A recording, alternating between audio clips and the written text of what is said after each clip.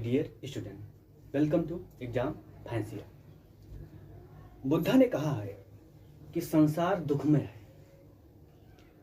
अब बुद्धा जैसा विद्वान व्यक्ति, यानी महात्मा बुद्ध जैसा विद्वान व्यक्ति अगर ये कहता है कि संसार दुखमय है और आप लोगों को लगता है कि मैं नौकरी पाके या जो भी लक्ष्य है आपकी, जो भी महत्वाकांक्षा है, उसे पाकर आप खुश हो जाएंगे, तो ये महात्मा बुद्धा के अनुसार भूल ही होगी। धार्मिक सुधार आंदोलन में हम लोग आर्य समाज के बारे में इस वीडियो में अध्ययन करेंगे। आर्य समाज क्या? आर्य समाज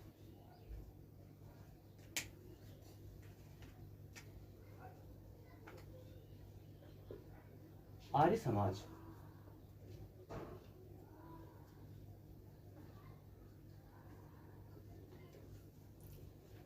आर्य समाज की स्थापना 1875 में दयानंद सरस्वती करते हैं। क्या? आर्य समाज की स्थापना 1875 में दयानंद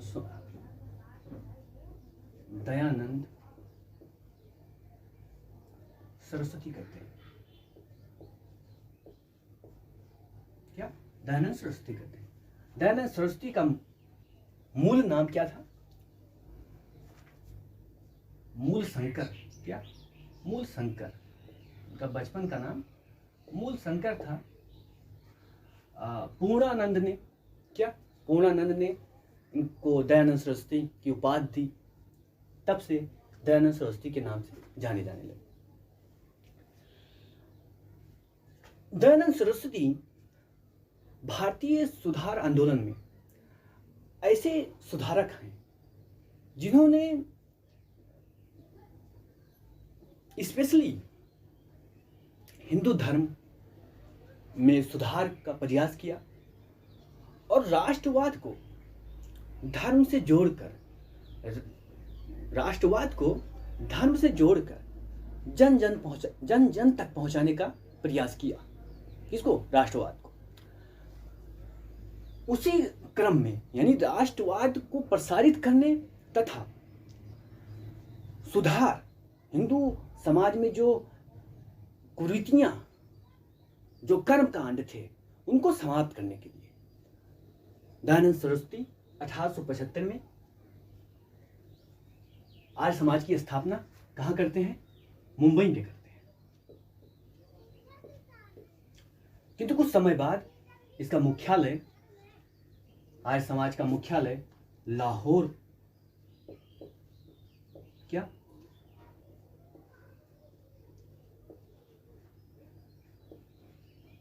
मुख्यालय लाहौर में स्थापित किया जाता है। क्या? स्थापित किया जाता है। अब आर्य समाज के कुछ सिद्धांत रहे हैं, कुछ मान्यताएं रही हैं। उन सिद्धांत और मान्यताओं को जानना बहुत ही जरूरी है, क्योंकि उस सिद्धांत और मान्यताओं पर ही क्या प्री में क्वेश्चन पूछे जाते हैं कि यह आर्य समाज की मान्यता या सिद्धांत है या नहीं है। या कभी पूछा जा सकता है क्वेश्चन कि आर्य समाज की मान्यताओं का वर्णन करते हुए दयानंद सरस्वती की चर्चा करें। दयानंद सरस्वती की चर्चा करें।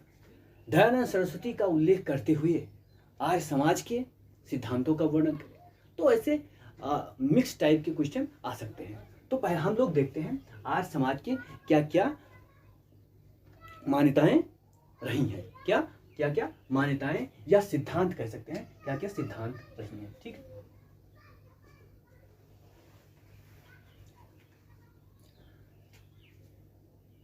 सिद्धांत। क्या? सिद्धांत। ठीक है। किसका? आर्य समाज का। आर्य समाज का सिद्धांत। पहला सिद्धांत क्या था आर्य समाज का? पहला सिद्धांत है वेद ज्ञान के स्रोत हैं। क्या? वेद ज्ञान के स्रोत हैं। दयानंद सरस्वती मानते हैं कि समस्त ज्ञान का स्रोत वेद है। क्या? समस्त ज्ञान का स्रोत वेद है। अगर दयानंद सरस्वती के जीवन परिचय को आप पढ़ें और उनके विचारों को पढ़ें और उन्होंने जिस प्रकार आज समाज को स्थापित उस समय किया, उन्होंने लड़कियों की शादी आज समाज में 25 साल और 18 साल निर्धारित की थी। आज भी हमारे यहाँ शादी की उम्र 21 और 18 ही है कानूनी रूप से। अब सरकार सोच रही है 25 करने को, लेकिन आज समाज ने 1875 में ही ये क्या अपने क्षेत्राधिकार में क्या किया था, लागू किया।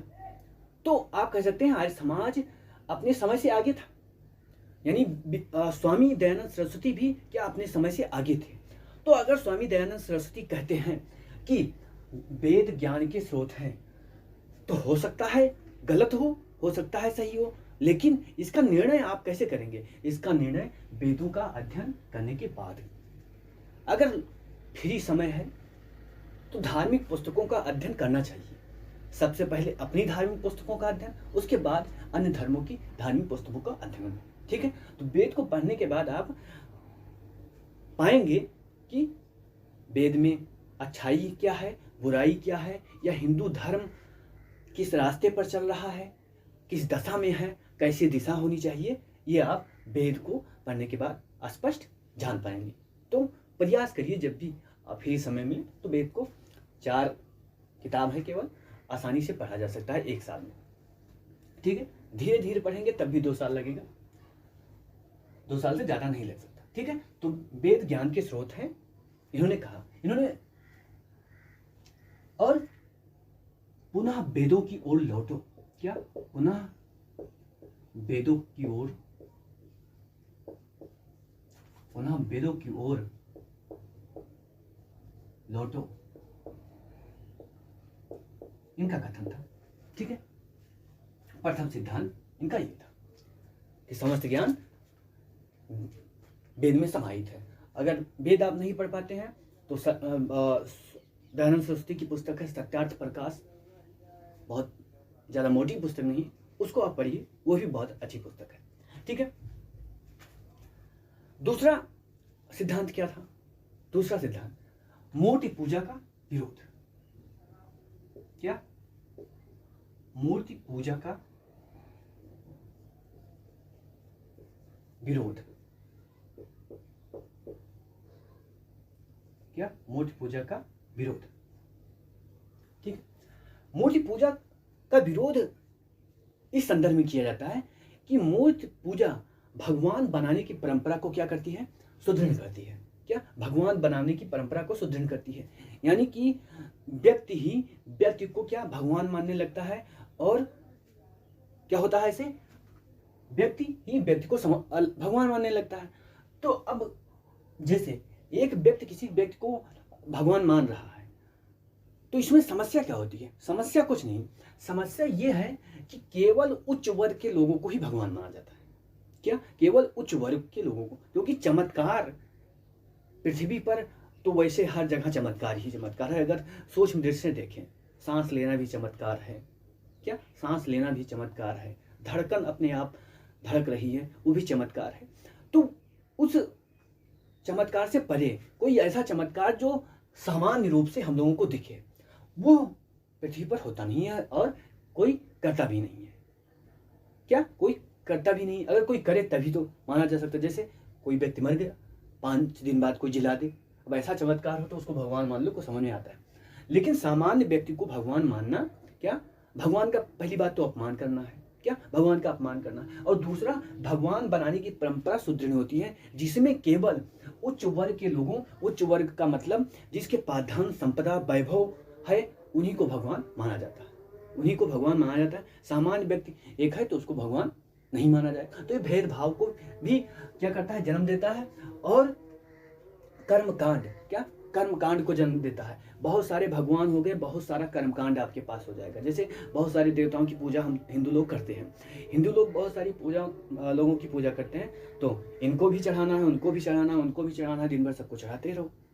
तो कर्म कांड का बहुत ज्यादा विकास होता है। क्या? कर्म कांड का बहुत ज्यादा विकास होता है, समाज गर्त में जाता है। इसलिए इन्होंने क्या किया? मूर्ति पूजा का विरोध किया। ठीक है, अगली जो मान्यता है तीर्थ यात्रा का विरोध। क्या? तीर्थ यात्रा का विरोध। तीर्थ यात्रा का विरोध क्यों किया? अब उससे पहले प्रसंग को देखें। क्या? मूर्ति पूजा का विरोध। अब बहुत सारे मूर्ति हो गए। क्या? बहुत सारे मूर्ति हो गए। अब बहुत सारे मूर्तियां हो गई तो बहुत सारे टेम्पल होंगे। क्या? बहुत सारे टेम्पल होंगे। और बहुत सारे टेम्पल होंगे तो टेम्पल को संरक्षित करने के लिए मठाधीश होंगे, और मठाधीश जैसा चाहेंगे वैसा करेंगे। तो धर्म का क्या समाज का क्या होगा? शोषण होगा। क्या? शोषण होगा। क्या? धर्म समाज का शोषण होगा। अब तीर्थ यात्रा से क्या लाभ होता है? अगर विश्वास आपका है तो अलग बात है। क्या? अब विश्वास है तो विश्वास से सब कुछ, जैसा आपका माइंडसेट होगा उसी तरह होगा। आप दिमाग में रख लिया कि मैं तीर्थ यात्रा पर जाऊंगा, मुझे ये अच्छा मिलेगा, वो अच्छा मिलेगा, तो दिमाग में आपने वैसा कर लिया, संतुष्टि मिल गई, और आपने सोचा कि मैं जा रहा हूँ तीर्थ यात्रा तो मुझे खुशी होगी, तो दिमाग में आप वैसा आपने सोचा, उसी तरह आपकी बॉडी काम करने लगती है। जैसा दिमाग में आप सोचेंगे उसी तरह दिमाग काम करने की कोशिश करेगा। जैसे एग्जाम्पल से समझते हैं, अगर कोई व्यक्ति ऐसा करता है कि 6 महीना तक लगातार केवल 3-3 घंटा बैठकर ये जपे कि मैं मर जाऊं, मैं मर जाऊं, मैं मर जाऊं, 3-3 घंटा, 6 महीने के अंदर ही वो मर जाए, उसी तरह आपका दिमाग काम करेगा, उसी तरह हार्मोन्स निकलेंगे, जो प्रोटीन होते हैं वो जहर बन जाएंगे। तो ये एक सामान्य सी बात है। ठीक है, तीर्थ यात्रा का उन्होंने विरोध केवल कर्मकांड के आधार पर किया। दयानंद सरस्वती का मानना था कि आप ही भगवान हैं। क्या? भगवान अगर कहीं भी है तो आप में है। क्यों आप में है? आप जैसे हम लोगों का अगर शरीर देखें तो हम लोगों का शरीर क्या मिट्टी से ही बना है। क्या? मिट्टी से ही बना है। मिट्टी से मतलब आप मिट्टी में रख देंगे कुछ समय तो मिट्टी में मिल जाएगा, तो मिट्टी से ही बना है। आप जो भी भोजन खाते हैं वो मिट्टी से ही उत्पन्न होता है। तो लेकिन ये क्या है? ये शरीर आपका चैतन्य है। क्या? चैतन्य है। चैतन्य का मतलब ये सब कुछ समझ सकता है, सब कुछ देख सकता है, यानी इसमें एनर्जी का ऐसा वास है जो क्या कह सकते हैं, स्फुटित होती है, स्वतः स्फुटित होती है। तो आप अपने शरीर को ही क्या सबसे ज्यादा, सबसे बड़ा क्या मान सकते हैं? भगवान मान सकते हैं, या भगवान को अपने अंदर ही देख सकते हैं। एक अभी हम लोग इसके बाद पढ़ेंगे, गुरु एझवा जाति के नारायण गुरु एक समाज सुधारक हुए हैं। उन्होंने जब मंदिर का निर्माण किया तो उसमें दर्पण लगवाया, मूर्ति उर्ति नहीं रखी, दर्पण लगवाया। दर्पण लगवाने के पीछे उनका एक ही क्या मत था कि आप जाएंगे तो खुद को देखेंगे, खुद को नमस्कार करेंगे, यानी आप खुद को क्या और ज़्यादा ऊंचे उठाने की कोशिश करेंगे कि मुझे और अच्छे अच्छे काम करने हैं, और अच्छे अच्छे काम करने हैं। ठीक है, तो इसलिए इन्होंने किसका विरोध किया? तीर्थ यात्रा का विरोध किया। अगला जो सिद्धांत है अवतारवाद का विरोध। क्या? अवतारवाद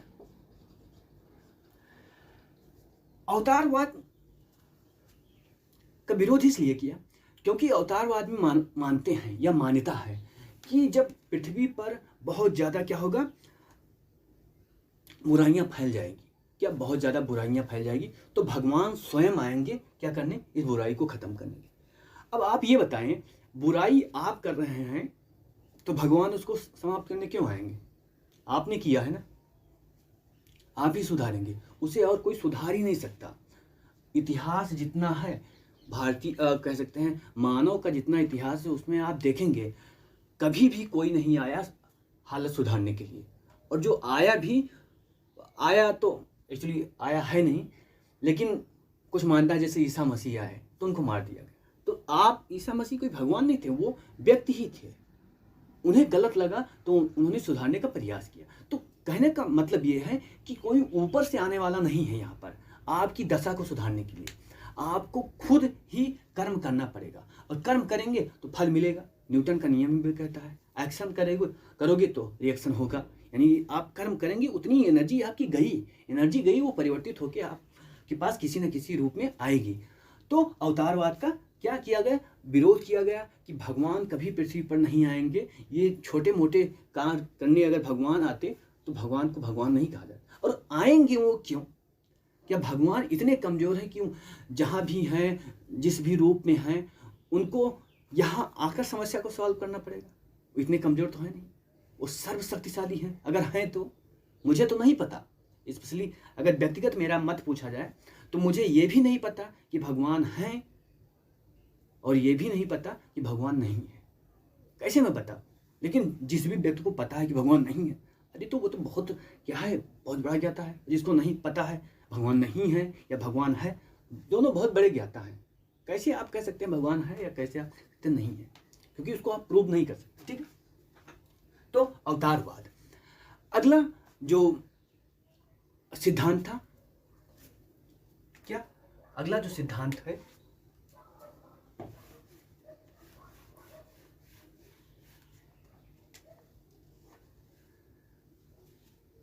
कर्म,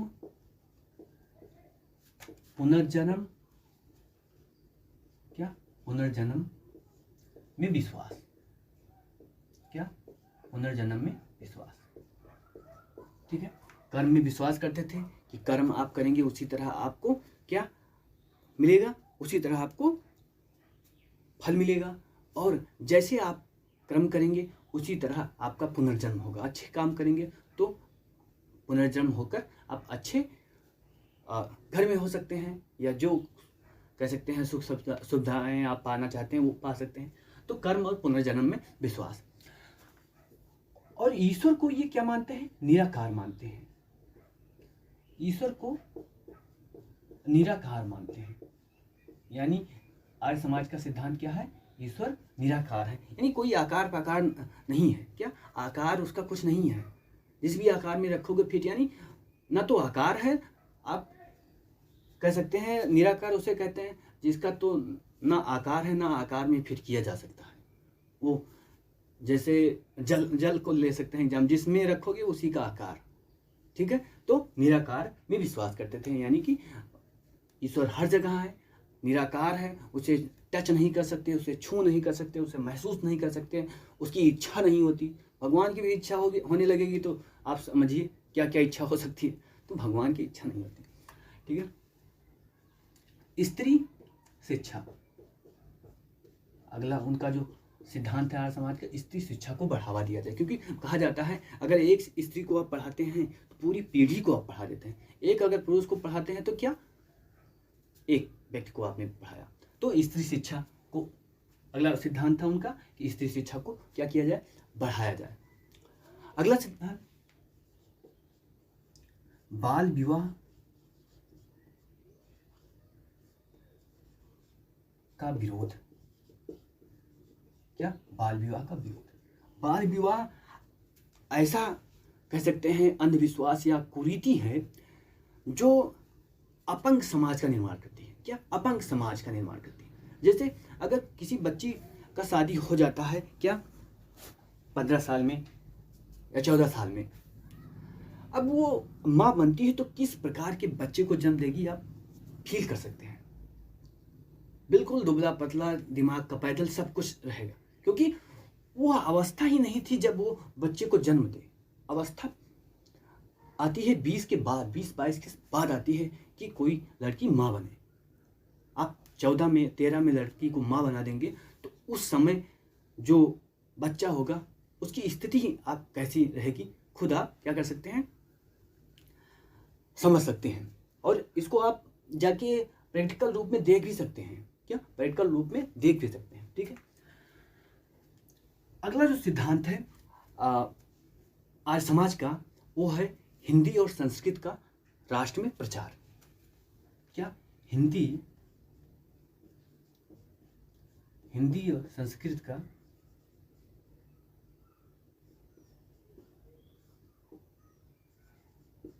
प्रचार, यानी हिंदी को राष्ट्रभाषा बनाने का जो आह्वान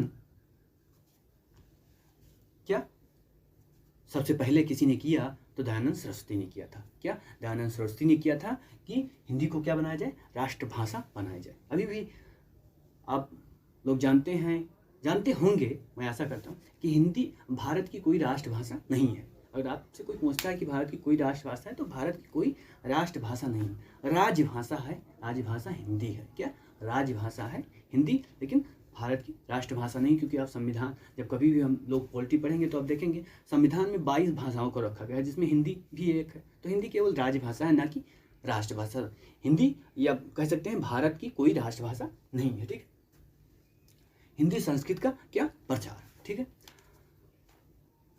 इतना क्या आर्य समाज के सिद्धांत थे, या कह सकते हैं इतना लक्ष्य आर्य समाज के थे। ठीक है, अब आर्य समाज से अगर क्वेश्चन कोई आता है तो इसी मान्यताओं के आधार पर आप क्या करेंगे, क्वेश्चन को हल करने की कोशिश करेंगे। अब आर्य समाज का हम देख लेते हैं समय के संदर्भ में ऐतिहासिक क्रम कैसा रहा। क्या आर्य समाज का समय के संदर्भ में ऐतिहासिक क्रम कैसा रहा, उसको देखते हैं। आर्य समाज से बहुत सारे रिफॉर्मर जुड़े। क्या? बहुत सारे रिफॉर्मर जुड़े। जैसे हम लोगों ने पढ़ा है ईश्वर चंद्र विद्यासागर को। क्या? ईश्वर चंद्र विद्यासागर, ये भी जुड़े थे आर्य समाज से। ठीक है, और किसको ले सकते हैं, महादेव गोविंद रानाडे। क्या? यमजी रानाडे, ये भी जुड़े थे। और किसको ले सकते हैं, केशव चंद्र सेन। क्या?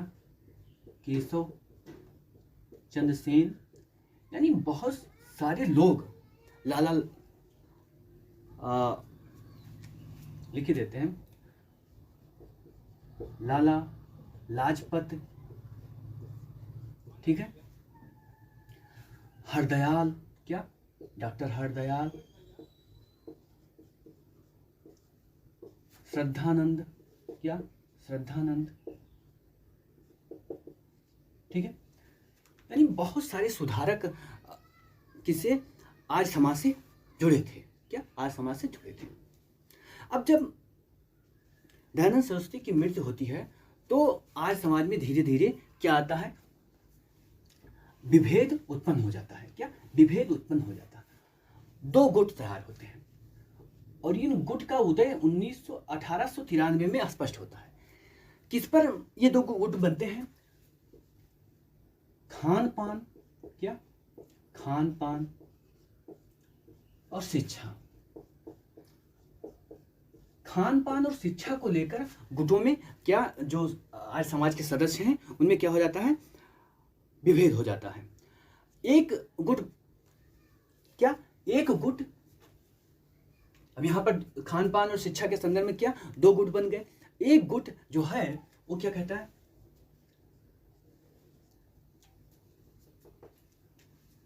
एक गुट जो है वो मांसाहार को समर्थन करता है। मांसाहार को समर्थन। अब ये मांसाहार को समर्थन करते हैं तो कैसे आप मान सकते हैं कि आर्य समाज के बहुत बड़े अनुयायी हैं, क्योंकि आर्य समाज या स्वामी दयानंद सरस्वती जीव हत्या को बिल्कुल बहुत ज़्यादा, मतलब अहिंसा परमो धर्म आप कह सकते हैं। ठीक है, समर्थन करते हैं। और पश्चिमी शिक्षा को, क्या? पश्चिमी शिक्षा को एक गुट हुआ जो क्या, मांसाहार को समर्थन देता था और पश्चिमी शिक्षा पद्धति को अपनाने की बात करता था। ठीक है, इस गुट का नेतृत्व किसने किया, हरदयाल ने। क्या? डॉक्टर हरदयाल ने। किसने किया, डॉक्टर हरदयाल ने। इस गुट को बोला जाता था कल्चर्ड पार्टी। क्या? Cultured party. Cultured party. ठीक है, इस गुट को क्या बोला जाता था, कल्चर्ड पार्टी। लाला हरदयाल, इसमें एक व्यक्ति और थे जिनका नाम था हंसराज। क्या? हंसराज। क्या? हंसराज। हंसराज इस कह सकते हैं इसका नेतृत्व करते थे। क्या? इसका नेतृत्व करते थे। ये कल्चर्ड पार्टी की नेतृत्व कौन करता था? हंसराज करते थे।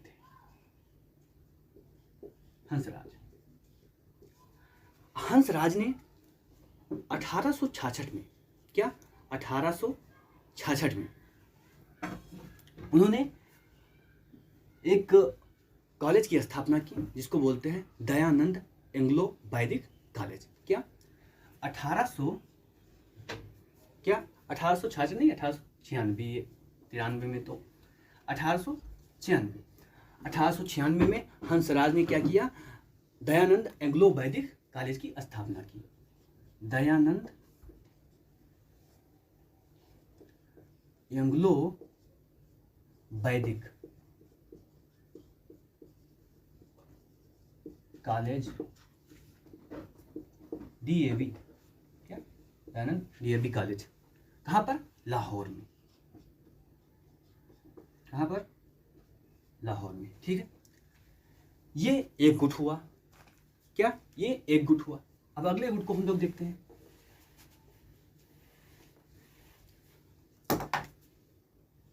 दूसरा गुट, वो क्या? शाकाहार को समर्थन करता था। क्या?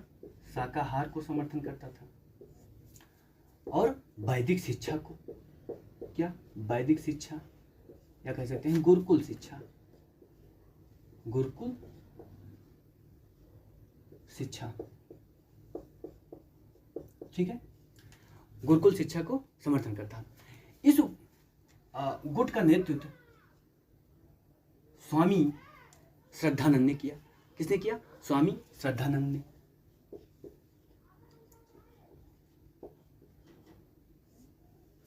क्या? स्वामी श्रद्धानंद ने इसका नेतृत्व किया। ठीक है, स्वामी श्रद्धानंद ने 1901 में, क्या 1901 में एक विश्वविद्यालय की स्थापना की। क्या? विश्वविद्यालय की स्थापना की।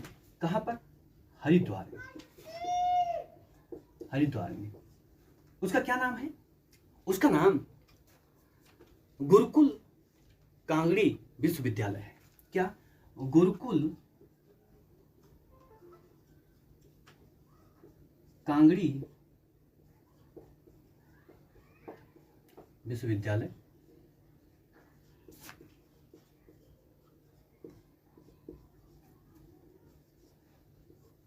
ठीक है,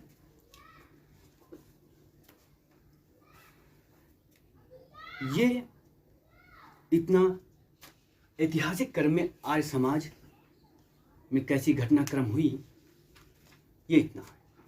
ठीक है, तो आर्य समाज या दयानंद सरस्वती से संबंधित जितने भी क्वेश्चन हो सकते हैं या कह सकते हैं तथ्य हो सकते हैं, उन सभी को क्या इसमें शामिल करने का प्रयास किया गया है। ठीक है, तो आर्य समाज और दयानंद सरस्वती